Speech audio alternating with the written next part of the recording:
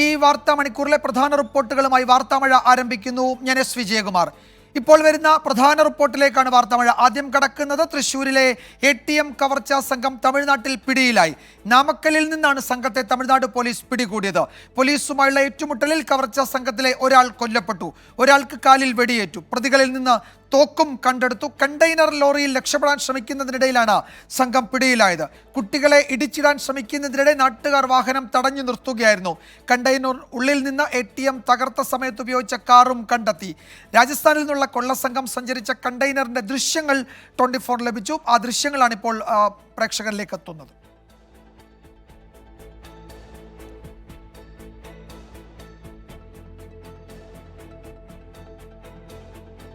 സൂരജ് സജി തൃശ്ശൂരിൽ നിന്നും, മുഹമ്മദ് റഹീസ് ചെന്നൈയിൽ നിന്നും വിവരങ്ങൾ നൽകും.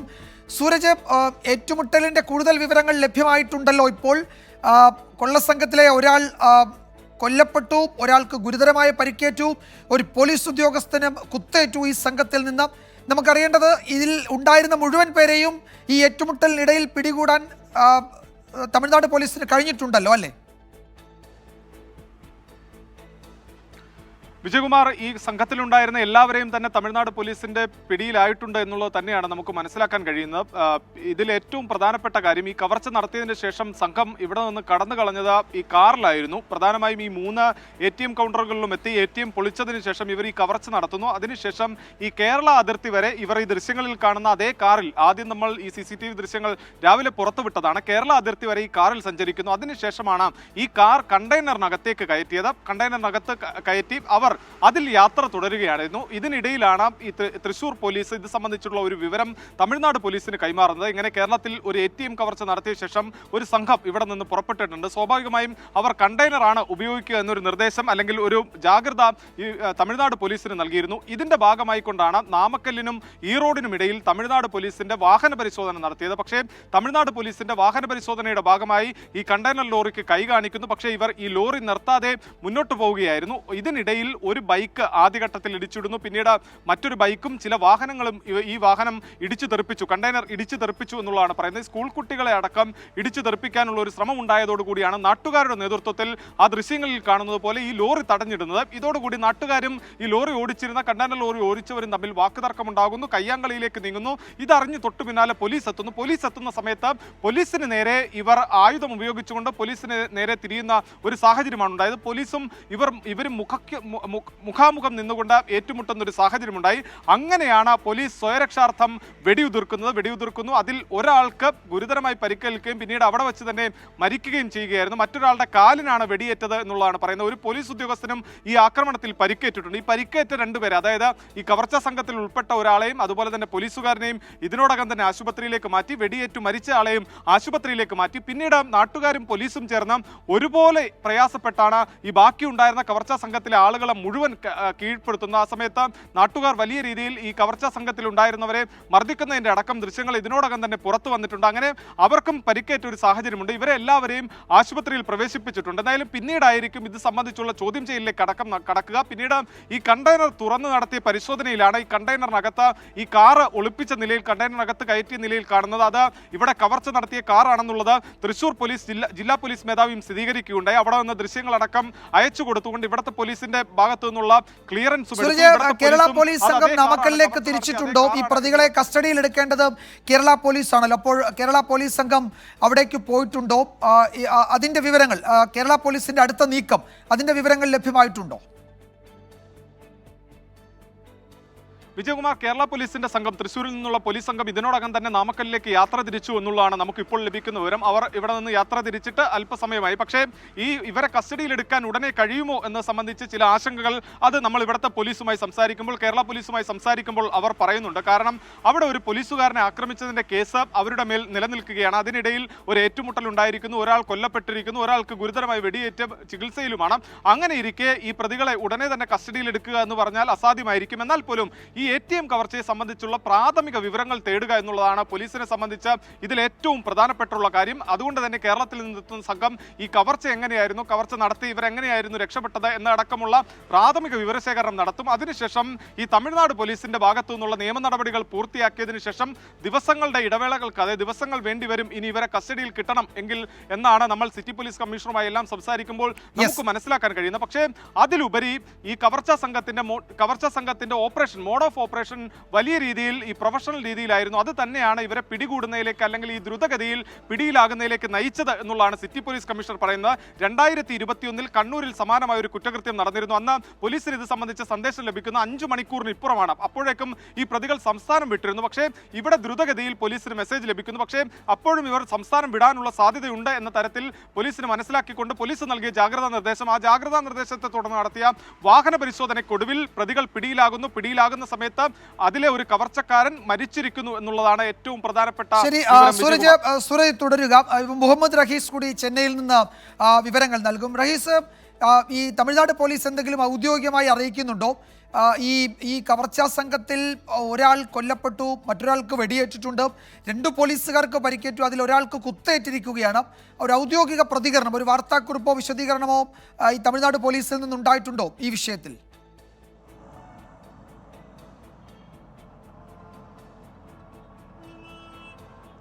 വിജയകുമാർ, നമ്മൾ നാമക്കൽ SP-യുമായി അല്പസമയം മുമ്പ് സംസാരിക്കുകയുണ്ടായി. അദ്ദേഹം കേസ് ഈസ് ഓൺ ഇൻവെസ്റ്റിഗേഷൻ എന്ന ഒറ്റ വരി മാത്രമാണ് നമ്മളോട് പറഞ്ഞിരിക്കുന്നത്. അതായത് പ്രധാനമായും ഈ വാഹനത്തിൽ നിന്നും ആയുധങ്ങൾ പിടികൂടിയിട്ടുണ്ട് എന്നുള്ള കാര്യം സ്ഥിരീകരിച്ചിട്ടുണ്ട്. ഒരു തോക്ക് ഈ വാഹനത്തിലുണ്ടായിരുന്നു. ഈ നാട്ടുകാർക്ക് നേരെ ഈ വാഹനത്തിലുണ്ടായിരുന്ന പ്രതികൾ, ATM കവർച്ച കേസിലെ പ്രതികൾ തോക്ക് ഉപയോഗിക്കാൻ ശ്രമിച്ചു എന്നുള്ള ഒരു വിവരം കൂടി ഇപ്പോൾ പുറത്തു വരുന്നുണ്ട്.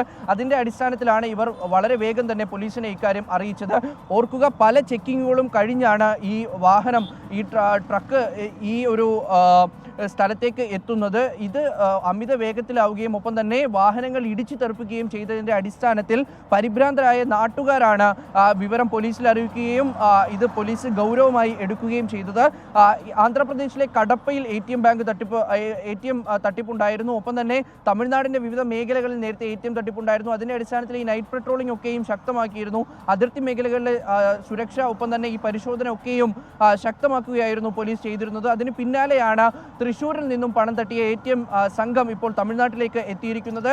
എന്നാൽ രാവിലെ നടന്ന ചെക്കിങ്ങുകളിലൊന്നും ഈ സംഘത്തിനെ തമിഴ്നാട് പോലീസിന് പിടികൂടാൻ കഴിഞ്ഞില്ല. മറിച്ച് ഒരു ആക്സിഡന്റും ഒപ്പം തന്നെ പ്രധാനമായും റോഡ് സൈഡിൽ ഉണ്ടായിരുന്ന 4 കുട്ടികളെ ഈ വാഹനം ഇടിച്ചു തെറിപ്പിക്കാൻ ശ്രമിച്ചു എന്നുള്ളതാണ്.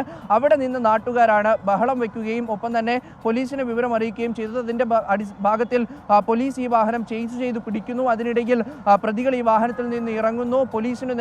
പോലീസിനെ കത്തികൊണ്ട് കുത്തി പരിക്കേൽപ്പിക്കുന്നു. അതിനിടയിലാണ് ഒരാളെ വെടിവെച്ച് കൊന്നത് എന്നാണ്.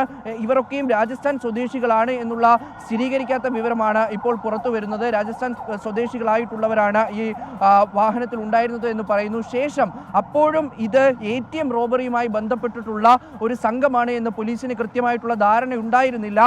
അതിനുശേഷം കണ്ടെയ്നർ പരിശോധിക്കുന്നതിനിടയിൽ അതിനകത്തു നിന്ന് ഈ വെള്ള കാർ ലഭിക്കുന്നു. ഇന്നലെ വൈകിട്ട് മുതൽ തന്നെ പോലീസ് ഈ വെള്ള കാറിന് വേണ്ടി തെരച്ചിൽ നടത്തിയിട്ടുണ്ടായിരുന്നു. തമിഴ്നാട്ടിലെ 8 ജില്ലകളിലടക്കം ഇതുമായി ബന്ധപ്പെട്ടിട്ടുള്ള നിർദ്ദേശം നൽകിയിരുന്നു. അലേർട്ട് ആകണമെന്നുള്ള നിർദ്ദേശം, വാഹന പരിശോധന നടത്തണമെന്നുള്ള നിർദ്ദേശം, അങ്ങനെ കൃത്യമായുള്ള നിർദ്ദേശം പോലീസിന് ലഭിച്ചിരുന്നു. അതിൻ്റെ അടിസ്ഥാനത്തിൽ പരിശോധനകളൊക്കെ നടത്തുമ്പോഴാണ് ഈ കവർച്ചാ സംഘം വളരെ ബുദ്ധി ഉപയോഗിച്ചുകൊണ്ട് അത് മറ്റൊരു കണ്ടെയ്നറിലേക്ക് ഈ കാർ മാറ്റി ആ കണ്ടെയ്നറിൽ യാത്ര ചെയ്തുകൊണ്ടിരുന്നത്. അങ്ങനെ ഈ ട്രക്ക് തുറക്കുന്ന സമയത്ത്, ഇതിൻ്റെ ബാക്ക് തുറക്കുന്ന സമയത്താണ് ഇങ്ങനെ ഒരു കാർ ഇതിനകത്തുണ്ട് എന്ന് പോലീസിന് മനസ്സിലായത്. ആദ്യഘട്ടത്തിൽ ഇതൊരു അതിൽ ഒരു വിവരം കൂടി ഇപ്പോഴുള്ളത് ATM-ൽ തട്ടിയെടുത്ത ഏതാണ്ട് 65 ലക്ഷത്തോളം രൂപ ഇവരിൽ നിന്ന് പിടിച്ചെടുത്തു എന്നൊരു വിവരം കൂടി ഇപ്പോൾ വരുന്നുണ്ട്. ഈ വെള്ളിയാഴ്ച പുലർച്ചെയാണ് ഈ ATM-കൾ തകർത്ത് മോഷണമുണ്ടായത്. അത് മാപ്രാണം, കോലഴി, ഷൊർണൂർ റോഡ് എന്നിവിടങ്ങളിലെ ATM-കളിൽ നിന്നാണ് പണം അത്രയും പോയത്. അപ്പോൾ അതിൻ്റെ വിവരങ്ങൾ കൂടി ഇപ്പോൾ വരുന്നുണ്ട്. ഈ നഷ്ടപ്പെട്ട പണം കണ്ടെത്തിയിട്ടുണ്ട്. മാപ്രാണത്ത് നിന്ന് 30 ലക്ഷവും കോലഴിയിൽ നിന്ന് 25 ലക്ഷവും ഷൊർണൂർ റോഡിലെ ATM-ൽ നിന്ന് 9 20.5 ലക്ഷവുമാണ് കവർന്നത്. പണം ഇവരിൽ നിന്ന് കണ്ടെടുത്തു എന്ന വിവരം കൂടി വരുന്നുണ്ട്. പോലീസ് അന്വേഷണം കുറെ കൂടി ഊർജിതമാക്കിയിട്ടുണ്ട്. എന്തെങ്കിലും ഗ്രൗണ്ട് സപ്പോർട്ട് ഈ കൊള്ളസംഘത്തിന് കിട്ടിയിട്ടുണ്ടോ എന്നതടക്കം അന്വേഷണ പരിധിയിലുണ്ട്. കേരള പോലീസ് സംഘം നാമക്കലിലേക്ക് പോയിട്ടുണ്ട്. പ്രതികളെ കൂടുതൽ ചോദ്യം ചെയ്യും. ഈ പ്രതികളിൽ നിന്ന് തോക്ക് ഉൾപ്പെടെ ആയുധങ്ങൾ പിടിച്ചെടുത്തിട്ടുണ്ട്. കണ്ടെയ്നർ ലോറിയിൽ ഇവർ രക്ഷപ്പെടാൻ ശ്രമിക്കുകയായിരുന്നു. ഇവിടെ നിന്ന് മോഷണം പോയ പണം അത്രയും ഈ സംഘത്തിൽ നിന്ന് പിടിച്ചെടുക്കുകയും ചെയ്തു. നാട്ടുകാരും ഈ പോലീസിനൊപ്പം ഈ സംഘത്തെ പിടികൂടുന്നതിൽ ഇടപെട്ടു എന്നാണ് അറിയുന്നത്. ഈ കണ്ടെയ്നറിൽ ATM തകർത്ത സമയത്ത് ഉപയോഗിച്ച കാറും കണ്ടെത്തിയിട്ടുണ്ട്. അത് തകർക്കാൻ ഉപയോഗിച്ച ആയുധങ്ങളടക്കം ഈ സംഘത്തിൻ്റെ പക്കൽ നിന്ന് പിടികൂടിയിട്ടുണ്ട്. രാജസ്ഥാനിൽ നിന്നുള്ള കൊള്ളസംഘമാണ് ഈ കൃത്യത്തിൽ ഏർപ്പെട്ടത്. അവരുടെ ദൃശ്യങ്ങൾ, അവരുടെ യാത്രയുടെ ദൃശ്യങ്ങളൊക്കെ ഇപ്പോൾ പുറത്തു വരികയും ചെയ്തിട്ടുണ്ട്. സൂരജ് സജി തൃശ്ശൂരിൽ നിന്ന് തുടരുന്നുണ്ട്. സൂരജ്, ഈ പ്രതികൾക്ക് എന്തെങ്കിലും ഗ്രൗണ്ട് സപ്പോർട്ട് കിട്ടിയിട്ടുണ്ടോ എന്നത് വളരെ പ്രധാനപ്പെട്ടതാണല്ലോ. കാരണം 3 പോയിന്റിലാണ് ഈ ATMകൾ കൊള്ളയടിക്കപ്പെട്ടത്. അത് ഒരേ ബാങ്കിൻ്റെ തന്നെ ATMകൾ. നേരത്തെയും ഈ സംഘം മറ്റു പല ജില്ലകളിലും സമാനമായ ഓപ്പറേഷൻ നടത്തി എന്ന സൂചന കൂടിയുണ്ട്. അപ്പോൾ ഈ അന്തർ സംസ്ഥാന കൊള്ളസംഘത്തെ സഹായിക്കുന്ന എന്തെങ്കിലും ഒരു കേരള കണക്ഷൻ ഉണ്ടോ എന്ന് പോലീസ് സ്വാഭാവികമായും അന്വേഷിക്കേണ്ടി വരില്ലേ? തീർച്ചയായും വിജയകുമാർ, അതെന്തായാലും അന്വേഷിക്കേണ്ടി വരും. കാരണം ഇവർക്ക് പ്രാദേശിക സഹായം അടക്കം ലഭിച്ചോ എന്നത് പരിശോധിക്കേണ്ടത് അനിവാര്യമാണ്. കാരണം ഈ തിരക്കുള്ള തൃശ്ശൂർ നഗരത്തിലെ ATM കൗണ്ടറിലാണ്, ATMിലാണ് ഇവർ ഇത്തരത്തിൽ കവർച്ച നടത്തിയത്. ഈ നായ്ക്കനാലിലേക്ക് വന്നു കഴിഞ്ഞാൽ നായ്ക്കനാലിൽ ഒരു ആശുപത്രിക്ക് എതിർവശമുള്ള ATM, അവിടെ എപ്പോഴും ജനത്തിരക്കുള്ള റോഡാണ്, പ്രത്യേകിച്ച് ഷൊർണൂർ റോഡാണ്. തൃശ്ശൂർ ഷൊർണൂർ പാതയിലാണ് ഇവർ ഈ കവർച്ച നടത്തിയത്. കോലഴി ആകട്ടെ, കോലഴിയും അത് തന്നെയാണ്. ഈ വിയൂർ ഷൊർണൂർ പാതയാണ്. വിയൂർ സെൻട്രൽ ജയിലിനൊക്കെ ഒരു 200-300 മീറ്റർ അകലെ മാത്രമാണ് ഈ ATM സ്ഥിതി ചെയ്തിരുന്നത്. പക്ഷേ ഇവിടെയൊന്നും തന്നെ ഈ ആരുടെയും ശ്രദ്ധയിൽ അല്ലെങ്കിൽ ഒറ്റ നോട്ടത്തിലേക്ക് ഈ ATM പെടില്ല എന്നുള്ളതാണ്. ഇവരുടെ വാഹനം, ഇവർ സഞ്ചരിച്ചിരുന്ന അല്ലെങ്കിൽ കവർച്ചയ്ക്ക് വന്ന വാഹനം, അത് വലിയ വാഹനമാണ്. അത് ഈ ATM കൗണ്ടറിന് നേരെ മുൻവശത്ത് കൊണ്ടുവന്ന് ഇടുന്നു. അതിനുശേഷം അവർ അവിടെ നിന്ന് ഇറങ്ങി ഈ ഷട്ടർ താത്തിയിട്ടതിന് ശേഷമാണ് ഈ കൗണ്ടർ ATM മെഷീൻ പൊളിക്കുന്നത്. പൊളിച്ചതിന് ശേഷം ആ പണം അടങ്ങിയ ഡ്രോയോടുകൂടി തന്നെ അത് അവിടെ നിന്ന് കൊണ്ടുപോവുകയായിരുന്നു എന്നുള്ളതാണ് പറയുന്നത്. 10 മിനിറ്റിൽ താഴെ മാത്രമാണ് ഇവർ ഇവിടെ ചിലവഴിച്ചത്. 3:01 ഈ നായ്ക്കനാലിലെ അവിടെ എത്തുന്നത്. അവർ 3:10 മുൻപ് തന്നെ അവിടെ നിന്ന് മടങ്ങുകയും ചെയ്തിട്ടുണ്ട് പോലീസിന് ലഭിച്ച വിവരപ്രകാരം. അങ്ങനെ 10 മിനിറ്റ് മാത്രം നീണ്ടുനിന്ന മോഷണം. പക്ഷേ അവരെങ്ങനെ ഈ 3 പോയിന്റുകൾ ഫിക്സ് ചെയ്തു എന്നതിലാണ് ഒരു സംശയം നിലനിൽക്കുന്നത്. അപ്പോൾ ഒന്നെങ്കിൽ ഇവർക്ക് പ്രാദേശിക സഹായം ലഭിച്ചിട്ടുണ്ട്, അല്ലെങ്കിൽ നേരത്തെ ഇവരെത്തി ഈ 3 ഇടങ്ങളിലും ഈ പരിശോധന അല്ലെങ്കിൽ നിരീക്ഷണങ്ങൾ നടത്തിയതിനു ശേഷം നടത്തിയ മോഷണം എന്നുള്ളത് തന്നെയാണ് പോലീസിന്റെ വിലയിരുത്തൽ. അതിന്റെ അടിസ്ഥാനത്തിൽ കൂടിയാണ് ഈ പ്രാദേശിക സഹായം ലഭിച്ചിട്ടുണ്ടോ എന്നതടക്കമുള്ള കാര്യങ്ങൾ പോലീസ് പരിശോധിക്കുന്നത്. പക്ഷേ ഈ കവർച്ചയ്ക്ക് പിന്നാലെ പോലീസിന് ഈ സംഘം ഈ സംസ്ഥാനം വിടുന്നതിനുള്ള സാധ്യതയുണ്ട്. കാരണം ഈ കവർച്ചയ്ക്ക് പിന്നിൽ പ്രൊഫഷണൽ സംഘം തന്നെയാണ് എന്ന് പോലീസ് വിലയിരുത്തിയിരുന്നു. അതിന്റെ അടിസ്ഥാനത്തിലാണ് തമിഴ്നാട് പോലീസിനും ഈ വിവരം നൽകുന്നത്. ആദ്യഘട്ടത്തിൽ തന്നെ നമ്മളാണ് ആ വിവരം പുറത്തുവിടുന്നത്. തമിഴ്നാട്ടിലെ 8 ജില്ലകളിൽ ജാഗ്രതാ നിർദ്ദേശം നൽകിയിട്ടുണ്ടെന്ന വാർത്ത നമ്മൾ രാവിലെ തന്നെ പുറത്തുവിട്ടതാണ്. ഇതിനുശേഷം 10:15 നമുക്കൊരു വിവരം ലഭിക്കുന്നത്. തമിഴ്നാട്ടിൽ ഇത്തരത്തിൽ ഒരു ആയുധ സംഘം, അതായത് കേരളത്തിൽ നിന്ന് ആയുധം കടത്തിയ സംഘം പിടിയിലായിട്ടുണ്ട് എന്ന വിവരം ലഭിക്കുന്ന. പിന്നീട് ഒരു കാര്യം കൂടി അതിനിടയിൽ പറയട്ടെ. ഇപ്പോൾ ഈ കണ്ടെയ്നറിൽ നിന്ന് ഈ സംഘത്തിലുണ്ടായിരുന്ന മുഴുവൻ പേരെയും പിടികൂടിയെന്ന് തമിഴ്നാട് പോലീസ് ഔദ്യോഗികമായി അറിയിക്കുന്നുണ്ട്. അതിൽ ആ കണ്ടെയ്നറിൽ ഉണ്ടായിരുന്ന കാറിന് നമ്പർ പ്ലേറ്റ് ഉണ്ടായിരുന്നില്ല. ഒരു പക്ഷേ അതും എവിടെയെങ്കിലും മോഷ്ടിച്ച് കടത്തിക്കൊണ്ടുവന്നതാവാനുള്ള സാധ്യതയുണ്ട്. ഇത് ഹരിയാന അല്ല, രാജസ്ഥാനിൽ നിന്നുള്ള സംഘമാണ് എന്ന വിവരം കൂടി ഇപ്പോൾ വരുന്നുണ്ട്. രാജസ്ഥാനിൽ നിന്നുള്ള ഈ സംഘം ഒരു പക്ഷേ രാജ്യവ്യാപകമായി ഇത്തരം വലിയ കൊള്ള ആസൂത്രണം ചെയ്ത് നടപ്പാക്കുന്ന സംഘം തന്നെ ആയിരിക്കാം.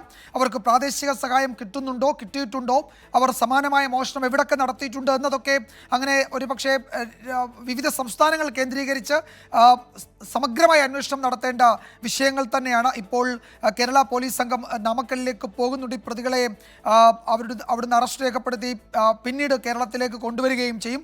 വിശദമായ അന്വേഷണം നടത്തേണ്ട ഒരു കേസായി ഇതിനോടകം അത് മാറിയിട്ടുണ്ട്. അതിൻ്റെ പുതിയ വിവരങ്ങൾ അതിലേക്കാണ് വിരൽ ചൂണ്ടുകയും ചെയ്യുന്നത്. സൂരജ് സജിയാണ് വിവരങ്ങൾ നൽകിയത്. PV അൻവറിന്റെ കടന്നാക്രമണങ്ങൾക്ക് മറുപടിയുമായി മുഖ്യമന്ത്രി പിണറായി വിജയൻ. PV അൻവറിന്റെ ഉദ്ദേശം ഇപ്പോൾ വ്യക്തമായെന്നും നേരത്തെ തന്നെ സംശയം ഉണ്ടായിരുന്നുവെന്നും ഡൽഹിയിൽ മാധ്യമങ്ങളെ കണ്ട മുഖ്യമന്ത്രി പറഞ്ഞു.